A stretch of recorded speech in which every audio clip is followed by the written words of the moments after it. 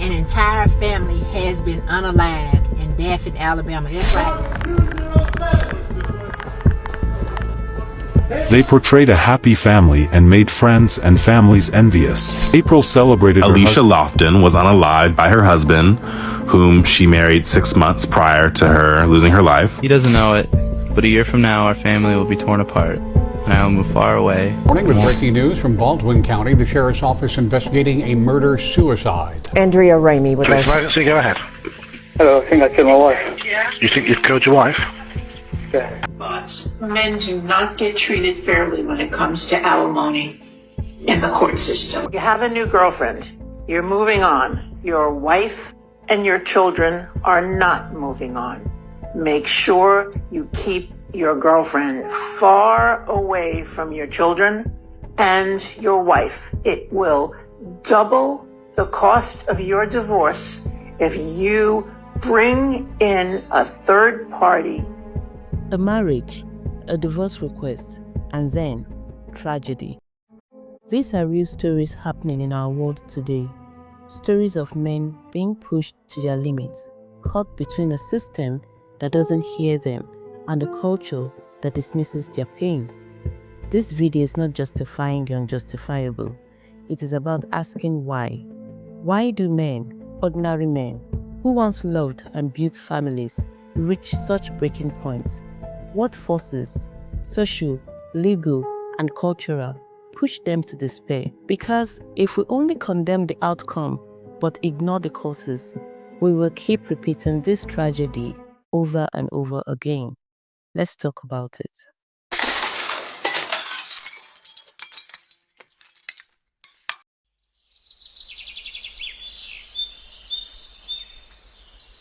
Picture this. A man who's worked hard his entire life, built a home, raised children, did what society told him was honorable: marry, provide, and protect. But one day, his wife tells him, "I want a divorce." For him, this is not just the end of a relationship. It is the destruction of his identity, his security, and his place in the family. Divorce is not just papers. It is lawyers, courtrooms, custody battles, and the looming shadow of financial ruin. For men, the stats are brutal. Most divorces today are initiated by women. In custody disputes, mothers are overwhelmingly favored. Alimony, child support, legal fees stacked against him. Now, imagine you're that man. Everything you've built can vanish overnight, not because you were abusive, not because you abandoned your family, but because your spouse simply wasn't happy anymore. Some men absorb that pain and move on. Others, they collapse under the weight. And in the worst cases, they break in ways that shock us all.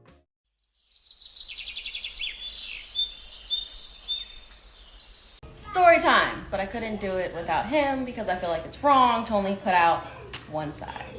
So, here we go. Okay, so the story is that we are getting divorced because of our decision.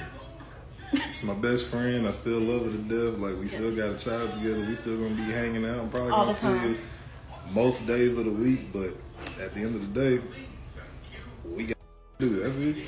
You feel me? She has a path to go. I got a path to go, but our paths are parallel, and we always gonna be next to each other. Yeah. And who's to say what's gonna happen in the future? All that we know is right now. Right now, it's the best. I mean, real talk, it's the best decision for both of us. For her to do what she needs to do, for me to do what I need to do. So on July 28th, an argument broke out between April and Donovan. After going back and forth, he left her and then went to feed Denzel.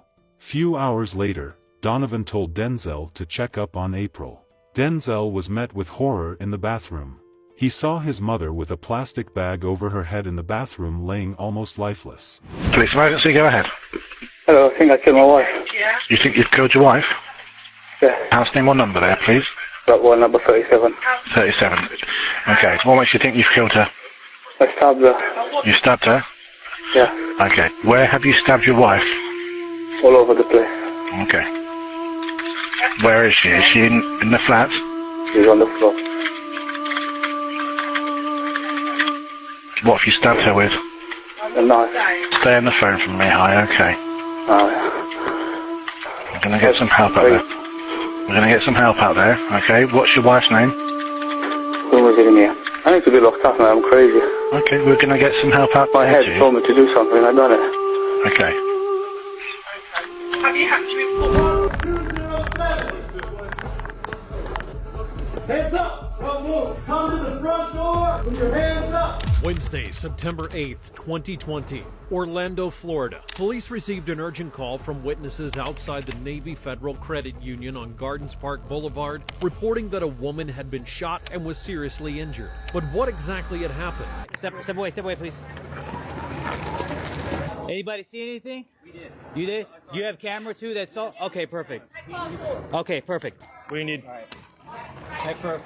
Officers were met with a horrifying scene. Barbara Tommy, age 27, lay in a pool of blood. She was completely unconscious, her pulse was faint, and she was unresponsive. I just couldn't believe something like that would happen. New reaction tonight to a story that has rocked the Eastern Shore. An entire family killed in a murder-suicide. Crime scene tape surrounding a home in Daphne this morning. Inside, investigators say a man shot and killed his wife and 2 children, then shot himself. The story of the man in Alabama that offed him and his family, y'all. The pictures are right here. I know y'all been seeing it on the internet. Murder-suicide, you know, he did the entire family and did himself. My thing is, with this situation, if someone is in that state to do that, like, that person is very selfish. Like, why do that to the entire family? If you feel like... Alicia Lofton was unalived by her husband, whom she married 6 months prior to her losing her life. And he had been ordered to stay away from her because he had previously assaulted her. And what led up to her being unalived was she told him that she wanted to divorce him and that she wanted to sell their marital home. A difficult story. A woman is murdered just hours before signing divorce papers. Surrounded by a supportive family outside her only daughter's house. She has a 13-year-old and a 9-year-old. Shamitria Richard spoke with us about 33-year-old Brittany and the night she died, too late for her mom to say goodbye. When I touched her body close to 2 o'clock, she was cold. If this story hits you hard, don't just scroll away. Subscribe to the channel and join the conversation. This is where tragedy comes in. We have seen headlines, men who took lives, even their own, when faced with divorce. And every time, society's response is the same. He's a monster. He's evil. End of story. But here's the uncomfortable truth. Monsters are not born, they are made. No one excuses violence. No one excuses taking lives. I am not excusing violence or taking innocent lives. But if we refuse to ask what drove them there, if we refuse to see the mountain of pressure men carry, financial, emotional, legal, then we guarantee this cycle will continue. Men are not invincible. They are not robots without feelings. They are human beings. And when society tells them over and over again, your pain doesn't matter, they eventually crack. The question is, how many cracks are we willing to ignore before the dam bursts?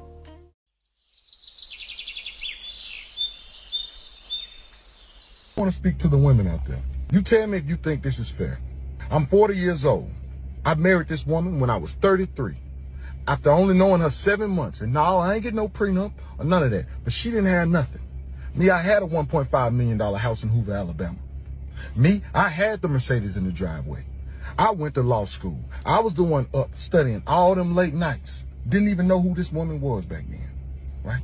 Now, you mean to tell me it took me 40 years to make all this, and this person who I've only known for 7 years, 7, won't have of everything it took me 40 years to make?